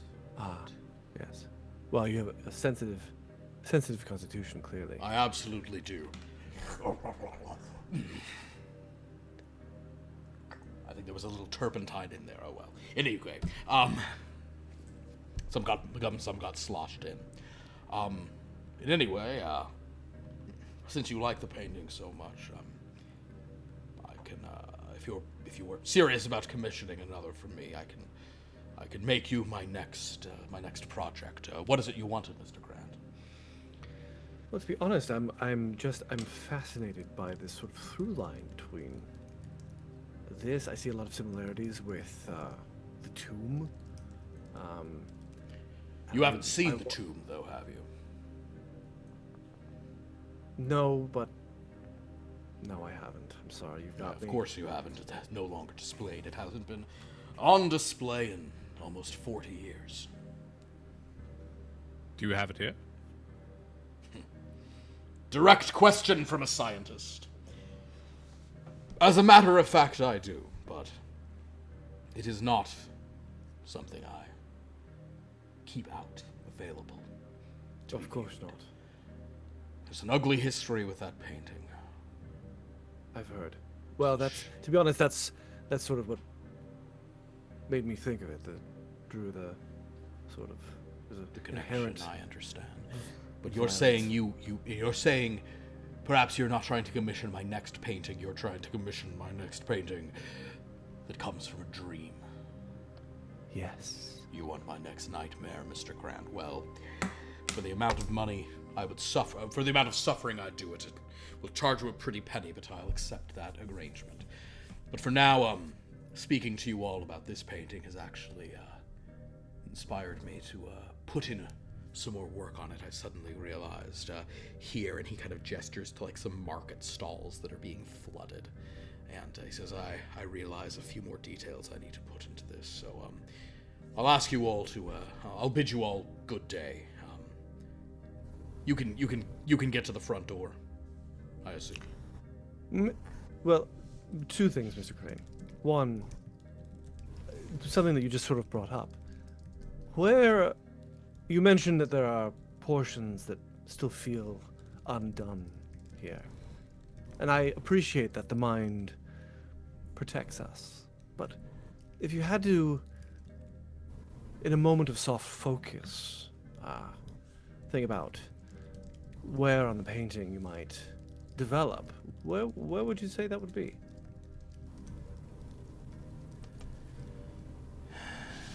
He thinks for a long moment and says, well, as I said, there's a section here that I think could use a little more energy. I feel like I don't have it quite right.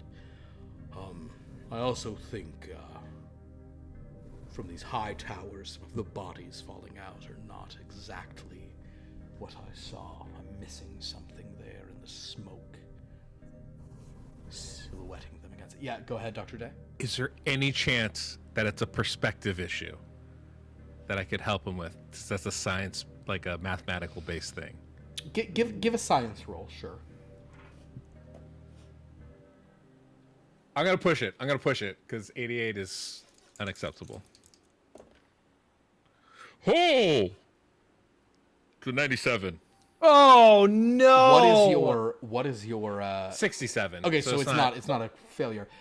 He as you start to be like, "Oh, I see what your problem is." You sort of reach in to point out the perspective, and you kind of slip slightly, and you do smudge the painting in that spot. Oh.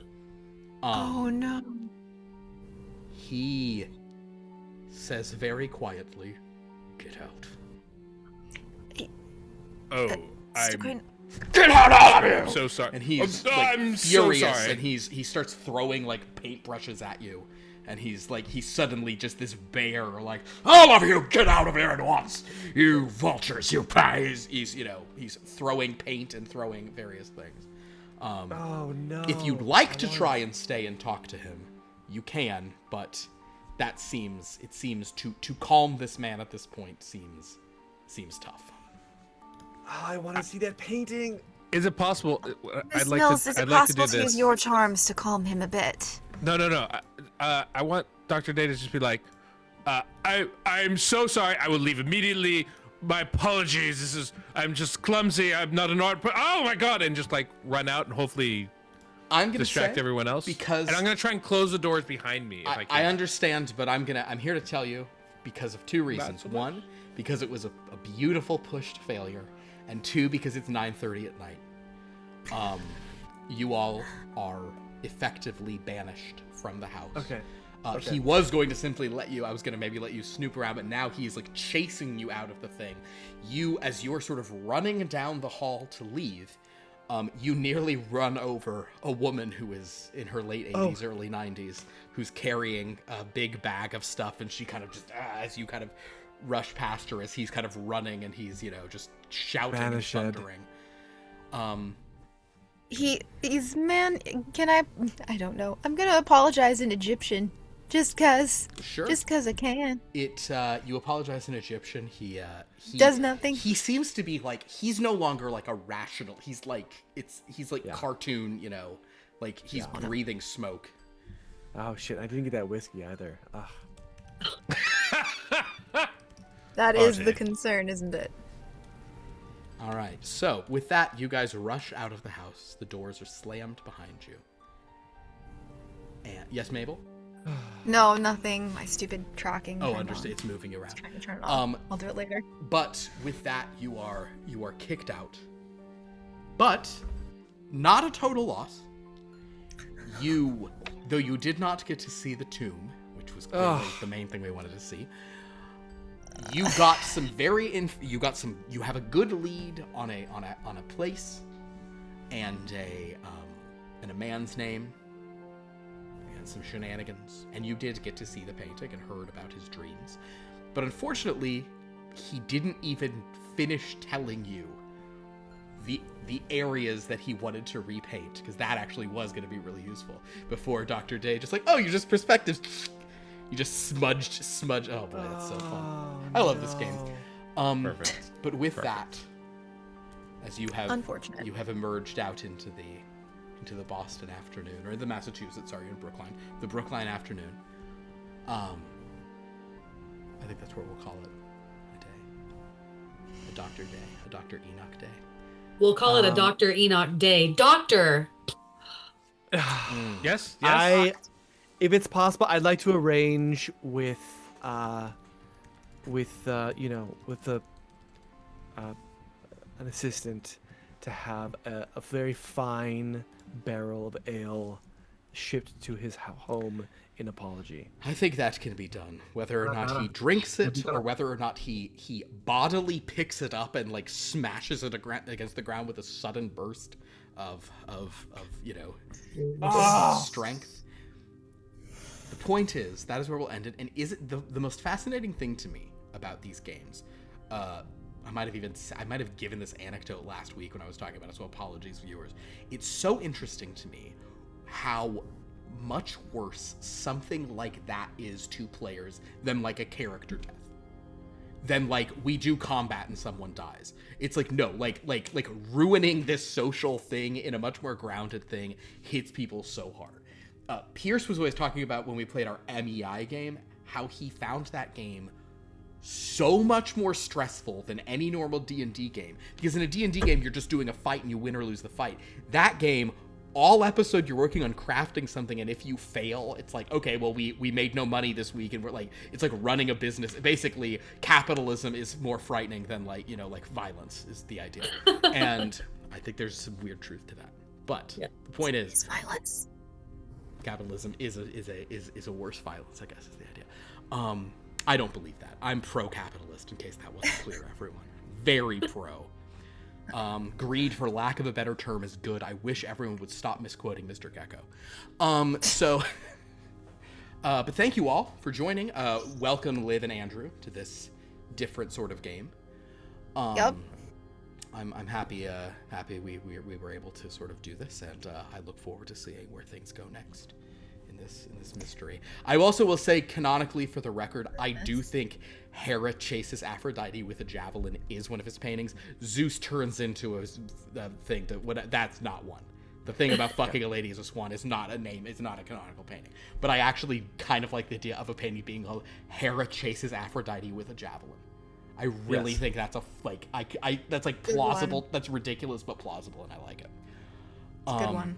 But yeah, so it's great having everyone here. This was fun. Next week we will continue this mission. And would anyone like to say anything else, or any mentions, any matters to discuss? I'll go ahead and thank everyone who Deadwood Jedi subscribed for 56 months. Thanks for being here. Sophia Distracted subscribed for 46 months. That's a lot of month. Also, thanks to everyone for chatting in chat. Very fun to have you here. We appreciate you. appreciate you, and happy Valentine's Day to Mentat and Hughes who said that. So, yeah, great. Thanks, everybody. This was delightful. We will see you next week. Have a lovely Valentine's weekend. Happy Valentine's Day. Happy Valentine's Day. If you're gonna go see Wuthering Heights, get ready to have a strong reaction one way or another. Is my understanding. I heard that it was shallow but beautiful. I've heard no one. The one thing I have not heard anyone say that movie is fine.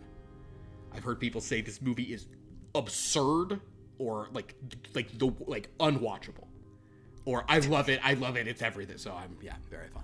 All right, we will see you next time. Until then, happy Friday the 13th. Ooh.